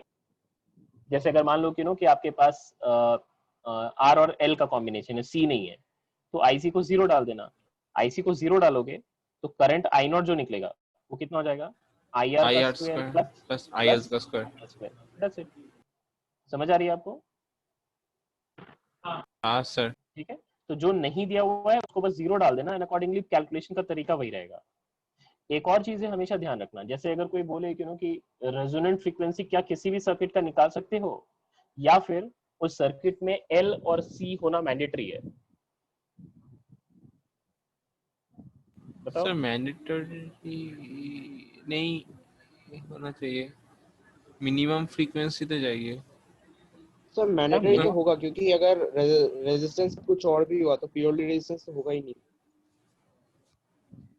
नहीं, प्योरली रेजिस्टिव सर्किट चाहिए, और प्योरली रेजिस्टिव सर्किट होने के लिए अगर आपने एक कैपेसिटर लगाया सोचो, तो उसकी वजह से कुछ ना कुछ लीडिंग इफेक्ट तो आएगा ना, है ना? हाँ सर। तो लैगिंग वाला इफेक्ट भी तो तुमको इक्वल अमाउंट चाहिए, नहीं तो फिर करंट को सेम फेज में लाएगा कौन? हाँ समझ आ रही है सबको? हाँ तो सर। इसीलिए जब भी आपको कोई रेजोनेंट फ्रीक्वेंसी पूछते हैं ना, तो हमेशा ध्यान रखना कि करंट मैक्सिमम इंपीडेंस मिनिमम करने का केस नहीं है, क्योंकि करंट मैक्सिमम इंपीडेंस मिनिमम करने का चीज अगर दिमाग में रखोगे तो फिर आपको लगेगा कि इसके लिए भी रेजोनेंट फ्रीक्वेंसी निकाल सकते हैं, कि कोई ना कोई फ्रीक्वेंसी पे तो आपको समझ में आ जाएगा कि इंपीडेंस मिनिमम होगा, करंट मैक्सिमम होगा, वो तो दिख ही जाएगा, या 0 होगा या इनफाइनाइट होगा या बीच का कोई वैल्यू आएगा, तो वो तो आप कर ही सकते हैं। बट वो डेफिनेशन है ही नहीं। रेजोनेंट फ्रीक्वेंसी के लिए आपको फेज डिफरेंस, बेसिकली सोर्स के थ्रू जो करंट जाती है और सोर्स का जो होता है ईएमएफ, वो दोनों का फेज डिफरेंस आपका 0 होना चाहिए, वो कंडीशन होती है। जब वो ध्यान रखोगे दिमाग में तो कोई कंफ्यूजन ही नहीं आएगी, क्योंकि अगर मैं कह रहा हूँ कि फेज करंट का और सोर्स का सेम होना चाहिए, मतलब प्योरली रेजिस्टिव होनी चाहिए, तो कैपेसिटर अगर है तो इंडक्टर भी होना ही चाहिए, क्योंकि एक की वजह से लीड करे और दूसरे की वजह से लैग करे और मिला के 0 हो जाए। आपको समझ आ गई है? हाँ सर। हाँ हाँ। ओके, सपोजिटली इसमें हम रेजिस्टेंस को रिमूव कर देते हैं। इमेजिन करो रेजिस्टेंस को रिमूव कर दिया है, तो अब करंट कितना लिखोगे? आईसी माइनस आई है, आई नॉट की वैल्यू हाँ हाँ हाँ हाँ लिखोगे ना? देख रहे हो आप? जैसे अगर पैरेलल सर्किट में एमीटर की रीडिंग सपोजिटली बेस्ड क्वेश्चन होता है, जैसे मान लो कि यहाँ पे 3 एमीटर लगा रखे हैं, सपोजिटली यहाँ पे एक एमीटर, यहाँ एक एमीटर, यहाँ एक एमीटर, यहाँ एक एमीटर, सपोजिटली। अब आप क्या करो, इसका रीडिंग मान लो कि जैसे I1 दे दिया, इसका I2 दे दिया, इसका I3 दे दिया और इसका I4 दे दिया, ठीक है? और इनका रिलेशन निकालने के लिए बोला है। एक एक करके किसी पार्ट को रिमूव करके और बाकी का फिर से पूछ सकते हैं। जैसे सपोजिटली मान लो आपको IR को मैंने रिमूव कर दिया है, ठीक है? सिर्फ L और C है, तो L का रीडिंग अगर I2 है और C का रीडिंग I3 है, तो I2 प्लस I3 I4 नहीं लिखना, I4 का वैल्यू क्या होगा? I2 माइनस I3 होगा। हाँ सर। समझ आ रही है आपको? समझ आ रही है हाँ। ना? हाँ सर। हाँ क्योंकि केसीएल लगाना नहीं है, केसीएल लगाने का जैसे सोचोगे तो गड़बड़ होगा, क्योंकि रीडिंग तो बेसिकली आरएमएस वैल्यूज पे डिपेंडेंट है और आरएमएस का रिलेशन थोड़ी ना इंस्टेंटेनियस से निकलता है, ठीक है ना? ये चीज का ध्यान रखो। जैसे एक में अगर एल और सी का कॉम्बिनेशन हुआ तो I2 माइनस I3 हो गया, बट अगर आर और एल का कॉम्बिनेशन होता या आर और सी का कॉम्बिनेशन होता तो रूट अंडर I1 का स्क्वायर प्लस I2 का स्क्वायर होता, नहीं तो root under I1 square plus I3 का स्क्वायर होता और वो I4 देता, होता नहीं होता? हाँ समझ आ रही है? तो इस चीज का थोड़ा सा ध्यान रखना है कि केसीएल मत लगाते चल जाना यहाँ पे, नहीं तो सब गड़बड़ हो जाएगा। अच्छा, सपोजिटली मैंने रेजिस्टेंस नहीं दिया है और सर्किट को बोल रखा है रेजोनेंस में है, तो क्या मतलब निकल रहा है बताओ तो मुझे? रेजिस्टेंस नहीं है और सर्किट रेजोनेंस में है, इम्पीडेंस 0 है। इंपीडेंस 0 है या इनवर्स ऑफ इंपीडेंस 0 है? अच्छा हाँ सॉरी हाँ क्या बोल रहा है? इनवर्स ऑफ इंपीडेंस 0 है, इसका क्या मतलब निकल रहा है?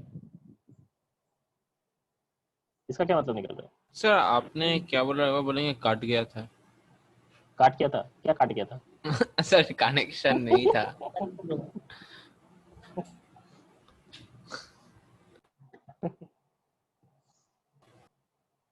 सर एक बार बोल दीजिए। कोई क्वेश्चन को रिपीट कर दो यार एक बार। अरे कोई क्वेश्चन तो रिपीट कर दो। क्वेश्चन भी किसी को नहीं पता है। सर आपने बोला कि रेजिस्टेंस 0 है और सर्किट रेजोनेंस में, तो इसका मतलब क्या निकल रहा है? अच्छा ठीक है, एक बार देखता हूँ।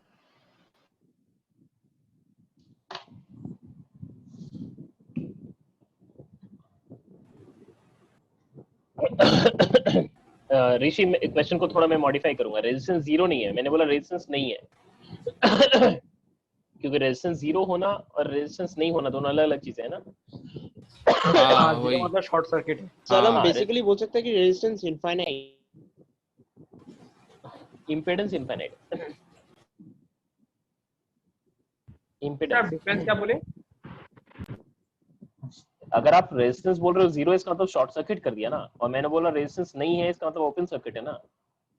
हाँ सर, अच्छा, रेजोनेंस में तो हो सकता है। नहीं रेजोनेंस का मतलब क्या है वो पूछ रहा हूँ मैं बाबू को।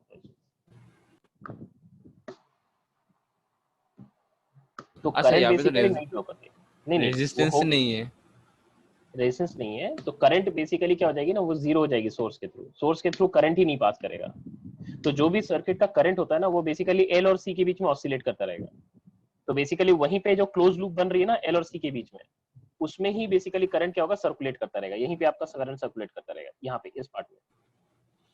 करंट आएगा कहाँ से, मतलब अगर सोर्स से नहीं ले रहा है तो? सोर्स से नहीं जा रहा ना, वही तो है, सोर्स में जा ही नहीं रहा है, वो यहीं पे डिस्ट्रीब्यूट हो जा रहा है। तो एल में देखोगे अगर, तो जैसे इसमें सोच के देखो, वोल्टेज सेंस दोनों का सेम है, वोल्टेज का फेज दोनों का सेम है ना, तो उस केस हाँ में इंडक्टर का जो करंट होगा वो π/2 से लैग करेगा, ठीक है। हाँ सर। और कैपेसिटर का जो करंट होगा π/2 से लीड होगा। इसका मतलब जो करंट इसमें राइट की तरफ अगर मैं पॉजिटिव दिखा रहा हूं कैपेसिटर के ब्रांच में, सपोजली ये पॉजिटिव है, तो इसमें ऊपर वाले ब्रांच में राइट की तरफ जो करंट आ रहा है वो नेगेटिव आ रहा है। ये तो मतलब हाँ निकला। सर। हाँ सर। हाँ और राइट की तरफ नेगेटिव, इसका मतलब क्या है, लेफ्ट की तरफ पॉजिटिव। हाँ वो घूम रहा है। हाँ सर। तो इसका मतलब क्या हुआ, आपस में ही क्लोज लूप में ही तो एक ही करंट फ्लो कर रहा है ना। हाँ सर। समझ आई? तो उस केस में सोर्स के थ्रू कोई करंट नहीं जाता है, तो उसको हम रिजेक्टर सर्किट कहते हैं। That is called a ejector circuit. मतलब उस केस में क्या है कि बेसिकली करंट फ्लो करने की कोशिश, मतलब जो सोर्स के थ्रू कोई करंट फ्लो नहीं करने देता है। समझ आई? हाँ सर। सर लेकिन जो मतलब एलसी का जो क्लोज लूप बन रहा है उसमें भी तो कोई करंट फ्लो नहीं करना चाहिए अगर कैपेसिटर इनिशियली अनचार्ज्ड है। कैपेसिटर को तो वोल्टेज सोर्स चार्ज करेगा। मुझे अभी भी वोल्टेज सोर्स चार्ज समझने कर नहीं रहा है। है। अरे कैपेसिटर को तो सर वोल्टेज सोर्स चार्ज कर रहा है, हाँ तो फिर तो कैपेसिटर तब में तो करंट नहीं होगा करंट क्यों? किया ना क्या क्या क्या? सर, कैपेसिटर को जब वोल्टेज और चार्ज कर रहा तब तो सर कुछ देर के लिए करंट फ्लो कर रहा था शायद। हाँ वही, क्या कैपेसिटर को जब वोल्टेज, चार्ज कर रहा था तब तो करंट फ्लो कर रहा था। अरे बाबा कैपेसिटर को वोल्टेज चार्ज नहीं कर रहा था, मतलब ये बैटरी थोड़ी ना चार्ज कर रहा है, मतलब जो ऑल्टरनेटिंग ईएमएफ है वो चार्ज नहीं कर रहा है। इंडक्टर सोचो, इंडक्टर चार्ज कर रहा है, अब क्या दिक्कत है? अच्छा मतलब वही। इंडक्टर इनिशियली मतलब वो फ्लक्स था उसके अंदर। नहीं इनिशियली कुछ फ्लक्स नहीं था, फ्लक्स चेंज हो रहा है, वो एक चेंज है। वो कैसे होगा? जीरो से नॉन जीरो वैल्यू जा रहा है।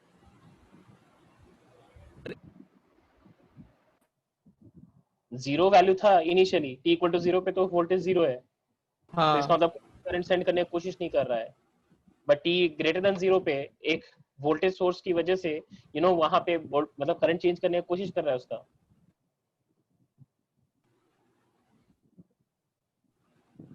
ओ अच्छा, इसमें मतलब क्या वो कंफ्यूजन है? मतलब एलडीआईडीटी से कुछ आएगा, मतलब ऐसा ही हाँ कुछ।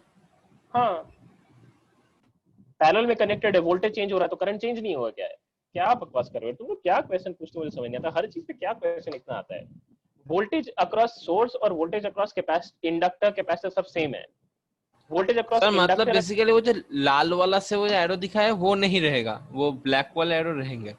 हाँ सिर्फ ब्लैक वाला एरर रहेगा, और वो हाँ डायरेक्शन बस, उल्टा रहेगा दोनों में ठीक है हमेशा। ठीक है, हाँ समझ में आ गया, आप समझ में आ ये डायग्राम देखो, यहाँ पे फेज में क्या दिख रहा है, ये दोनों का क्या दिख रहा है, हमेशा उल्टा गया। रहेगा, ऑपोजिट। हमेशा उल्टा रहेगा, ऑपोजिट में हमेशा।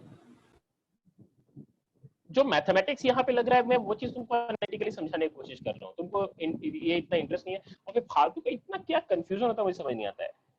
वोल्टेज अक्रॉस सोर्स और वोल्टेज अक्रॉस इंडक्टर सेम है। अब ये वोल्टेज वेरिएबल है, अब ये वोल्टेज अगर वेरिएबल है तो करंट वेरिएबल नहीं होगा। इसमें क्या, हाँ सर, आप इसमें क्या समझ में आ गया था वो, करंट एक तो ही वेरिएबल कंफ्यूजन रहना हो ही गया, है। वो क्लियर हो गया। Del D by D T आपका वोल्टेज है, तो वोल्टेज चेंज होना है, और ये वोल्टेज जो है आपका इंडक्टर के अक्रॉस भी आ रहा है, तो कैपेसिटर के अक्रॉस भी आ रहा है। तो कैपेसिटर को तुमको बैटरी चार्ज कर रहा है, कौन बोला, किसने किसने बोला बैटरी चार्ज कर, मतलब ये जो वोल्टेज सोर्स है ये चार्ज कर रहा है, किसने बोला तुमको? तुमको ये क्यों लगा कि वोल्टेज सोर्स के थ्रू जाएगा? तुमको बोल रहा हूँ कि यहाँ पे क्लोज लूप बन रही है, इसी में बेसिकली करंट सर्कुलेट हो रहा है, यहाँ पे ही करंट सर्कुलेट हो रहा है, that is what I am saying. इसमें क्या डाउट है? क्यों नहीं हो सकता है ये? तुमको क्यों लगता है कि यहां से जाके इसको, इधर से जाके इसको चार्ज करना पड़ेगा? ये पार्शियलिटी क्यों है? इंडक्टर क्यों नहीं उसको चार्ज कर सकता है? एलसी ऑसिलेशन क्यों नहीं हो सकता है वहां पे? बताओ।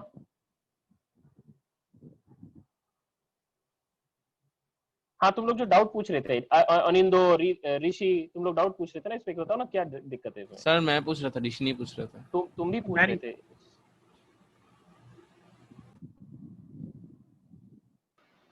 नहीं सर ठीक है। अब ठीक है पक्का ना, या फिर अभी पूछना है और भी कुछ? नहीं सर ठीक है, अभी बहुत पहले बोल दिया था, ठीक है। ठीक है। अरे अरे, चलो चलो ठीक है, अभी एक एप्लीकेशन करके देखते हैं।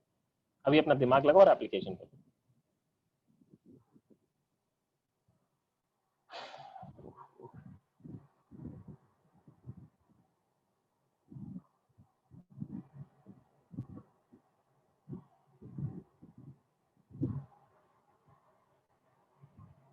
सर वो रिजेक्टर सर्किट का पार्ट एक बार लिखा देंगे एक लाइन में?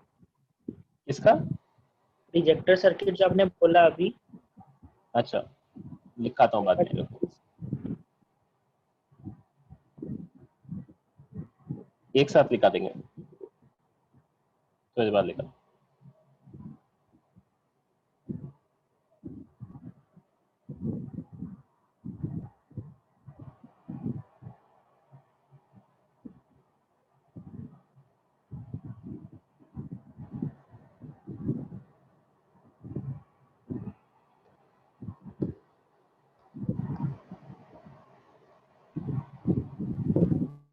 If circuit is operated at resonant frequency, find पहला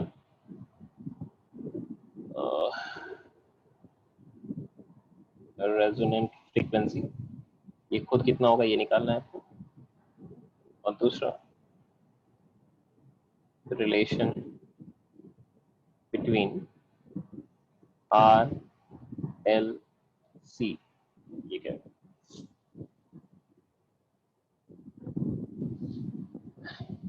मैं करूँ या आप करोगे? सर अच्छा, वो मैं सर मैं करता हूँ, सर मैं करता हूँ, एक मिनट। करो।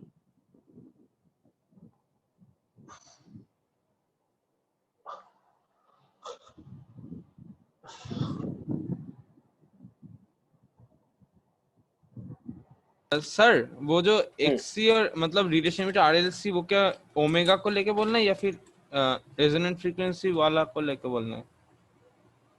मैं नहीं समझा, तुम्हारा क्वेश्चन नहीं समझा। मतलब वो जो आरएलसी का जो रिलेशन पूछा है ना आपने, मतलब वो रेजोनेंट फ्रीक्वेंसी ओमेगा बैठा के बोलना है या फिर वो उसको छोड़ के बोलना है?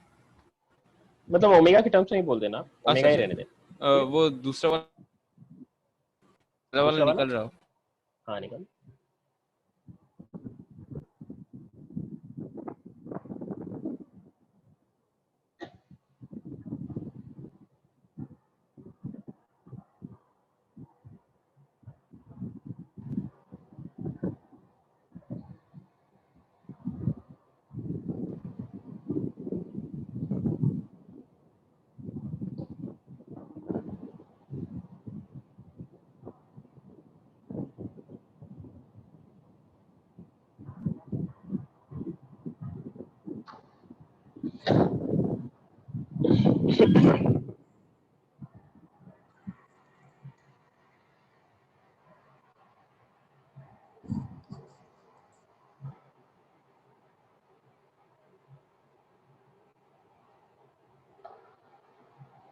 सर रेजोनेंट फ्रीक्वेंसी वही आएगा √1/LC और और उसका वाला आएगा मतलब कॉम्प्लिकेटेड रिलेशन है। मैं XC के टर्म्स में बोलूं मतलब इम्पीडेंस के कॉम्प्लिकेटेड टर्म्स। रिलेशन बहुत छोटा है, अगर कॉम्प्लिकेटेड आ रहा है इसका मतलब गलत कर रहे हो कुछ।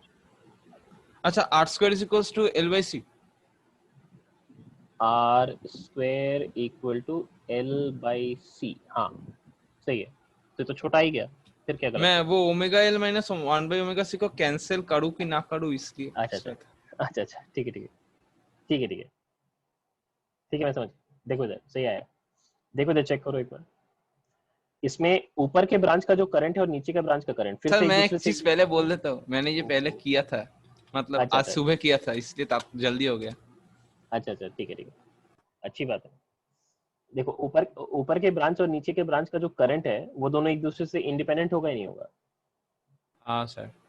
हाँ है ना, क्योंकि वोल्टेज सोर्स से डायरेक्टली कनेक्टेड है। ठीक है, तो इसलिए ऊपर के ब्रांच का तो आरसी कॉम्बिनेशन है और नीचे का ब्रांच का आरएल कॉम्बिनेशन है। दोनों आपने किया या नहीं किया? पहले ही किया है ना आपने, दोनों ही पहले ही। तो उनसे तो आप डायरेक्टली कर सकते हैं। तो ये देखो इंडिपेंडेंटली में कर रहा हूँ, ठीक है। ये है सोर्स वोल्टेज, इस सोर्स वोल्टेज के रिस्पेक्ट में आईसी जो होगा that will be leading by phi 1 मान लेते हैं, और tan ऑफ phi 1 जो था दैट वाज XC/R। सही था ना, यही था? हाँ सर। समझ आ रही सभी को? हाँ सर। हाँ और IL जो है वो लैगिंग होगा, तो ऐसा कुछ मान लेते हैं, लेते से ये लैगिंग है, ये हमने IL मान लिया और इसको phi 2 मान लिया। तो tan ऑफ phi 2 ये भी आपको पता है ये XL/R है। अगर आप इन दोनों का वेक्टर सम करते हो IC और IL का,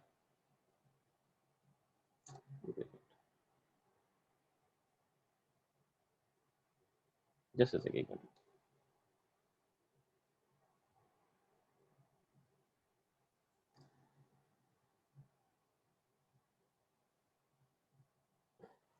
अगर IC और IL का वेक्टर सम करें और वो सोचो कि अगर सोर्स वोल्टेज के साथ सेम फेज में आ जाए, ये आई नॉट हो जाए, क्या ये पॉसिबिलिटी नहीं है?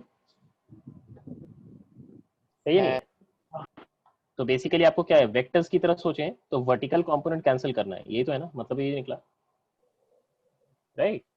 हाँ हाँ तो इसका वर्टिकल कंपोनेंट और इसका वर्टिकल कंपोनेंट ये अगर आपस में कैंसिल कर गए, इसका इधर और इसका इधर, तो हमारा काम हो जाएगा। So this is IC into sine phi 1 और ये जाएगा IL इंटू साइन phi 2। तो कंडीशन क्या लिखोगे आप? IC sine phi 1 this should be equal to IL sine phi 2। Value substitute कर रहे हैं, IC का value will be V0 divided by √R² plus XC का square, and sin phi 1 will be XC divided by √R² plus XC का square. Same चीज इधर V0 divided by √R² plus XL का square into XL divided by √R² plus XL का square हो जाएगा। तो यहाँ से आपके पास आ रही है XC into R² plus XL का स्क्वायर इज इक्वल टू ये दिखे ऐसे XL इंटू, अच्छा स्क्वायर भी करना होगा ना, स्क्वायर के नहीं स्क्वायर का जरूरत सर स्क्वायर नहीं हो। नहीं, स्क्वायर नहीं होगा। एंड यहाँ से हो जाएगा R² प्लस XC का स्क्वायर। अब यहाँ से हम R² को कॉमन करते हैं तो ये हो जाएगा XC माइनस ऑफ XL, और यहाँ से XC XL को कॉमन करें तो हो जाएगा XC minus of XL। Sir तो एक्सएल फाइनली लिखा तो XL, XC लिखा है। अच्छा अच्छा, ओहो। सो यहाँ से आप अगर देखोगे तो XC minus of XL into R² minus of XC XL, ये जीरो आ रही है ना, हाँ सर। राइट? इसका मतलब है दो कंडीशंस बनेंगे आपके पास। यहाँ से आपको पता चल रहा है टू कंडीशंस आर पॉसिबल, इधर और है या एंड है, इधर और right? XC minus XL zero करेंगे आप, या फिर R² माइनस XC XL इसको जीरो करेंगे। अगर XC माइनस XL 0 किया तो इसका मतलब ओमेगा की value 1 by root under LC आ गया, राइट? ये रेजोनेंट फ्रीक्वेंसी हो गई, हाँ सर। राइट? अगर ये कंडीशन है, देखो जो फर्स्ट कंडीशन है क्या उसको सेकंड कंडीशन से कोई लेने देना है क्या?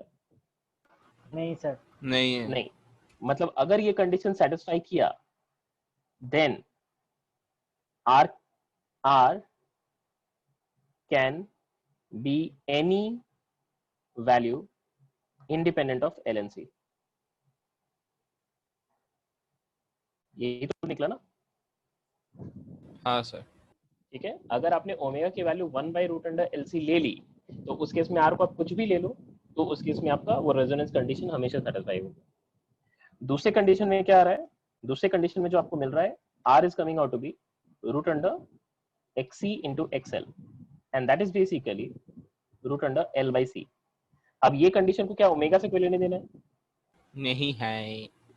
इसका मतलब अगर R की वैल्यू आपने रूट अंडर LC ले ली तो उस केस में ओमेगा का वैल्यू कुछ भी ले लो, तब हमेशा सर्किट क्या होगा? रेजोनेंस करेगा नहीं रहेगा? हर फ्रीक्वेंसी पे रेजोनेंस करेगा, हाँ सर। है ना? इसका मतलब कि in such case the circuit will be at resonance at every frequency. आपको समझ आई है? हाँ सर। हाँ सर। तो इसका मतलब इसका जो फर्स्ट पार्ट और सेकंड पार्ट का जो क्वेश्चन था, रेजोनेंट फ्रीक्वेंसी कितना होना चाहिए, तो क्या इसका कोई वन आंसर है या फिर कंडीशनल आंसर है? Condition wise answer. Conditional answer है दोनों का। एग्जैक्टली तो इसका मतलब ये जो सृजित ने बोला कि ओमेगा की value 1 by root under LC is the resonant frequency, तो इसका मतलब वो एक कंडीशनल स्टेटमेंट था ना, हाँ सर। राइट? अगर मैं R की वैल्यू को root under L by C ले लेता तो सारा ही फ्रीक्वेंसी क्या रहता, उसका रेजोनेंट फ्रीक्वेंसी हो जाता। I hope you are getting this, right? हाँ सर। हाँ। तो सृजित तुमको समझ आया? वो जो XC माइनस XL को तुमने सोचा ना कि काटू या नहीं काटू, वो एक इंपॉर्टेंट फैक्टर था जिसको तुमने मिस आउट किया। हाँ सर, इसलिए तो मैं बोल रहा था कि XC के टर्म्स में आएगा। हाँ, बट वो चीज तुमने तो रेजोनेंट फ्रीक्वेंसी तो पहले ही बोल दिया कि वही आएगा 1 बाय रूट अंडर LC, इसका मतलब तुम्हारे लिए तो एक ही फ्रीक्वेंसी एग्जिस्ट करता था, हाँ हाँ, वो भी गलत है। है ना? वो गलत है।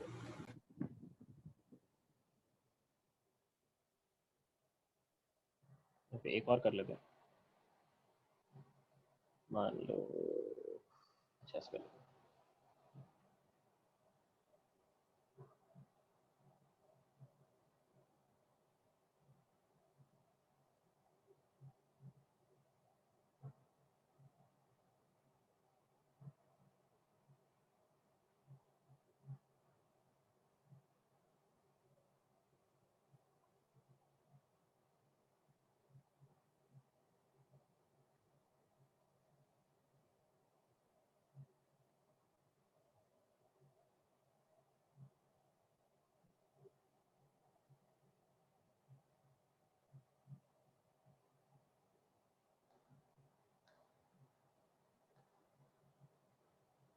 इसमें भी आपको कंडीशन फॉर रेजोनेंस बताना है।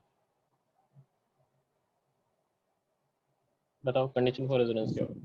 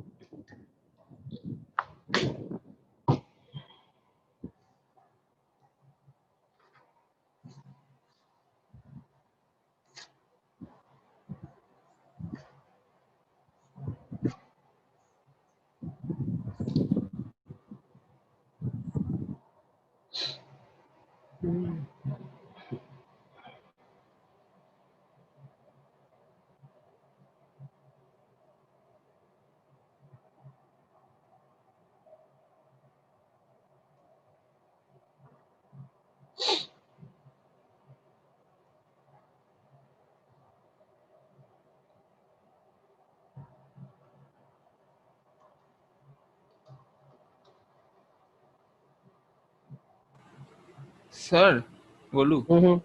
बोलोगे? सर हाँ, बोलो।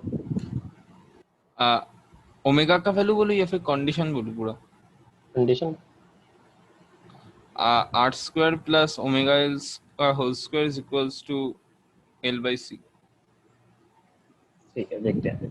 भैया ठीक, देखते हैं।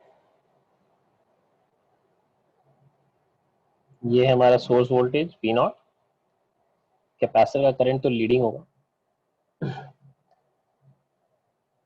पाई/2 से, पाई/2 से लीड करेगा ना। हाँ। बट इंडक्टर का करंट क्या पाई/2 से लीड करेगा? नहीं सर, Lag कुछ और एंगल से फाई करेगा, लैग करेगा। लैग करेगा। लैग करेगा, ऐसा कुछ मान लेते हैं। दिस इज IL एंड इसको 5 मान लेते हैं। 5 तो आपको पता है, 10 5 will be XL divide by R। और आपको पता है इनको अगर वेक्टर्स की तरह ट्रीट करें और इनका वेक्टर का रिजल्टेंट अगर 0 आ जाए तो काम तो आपका बन जाएगा। ऐसा ही सिचुएशन है ना, हाँ सर।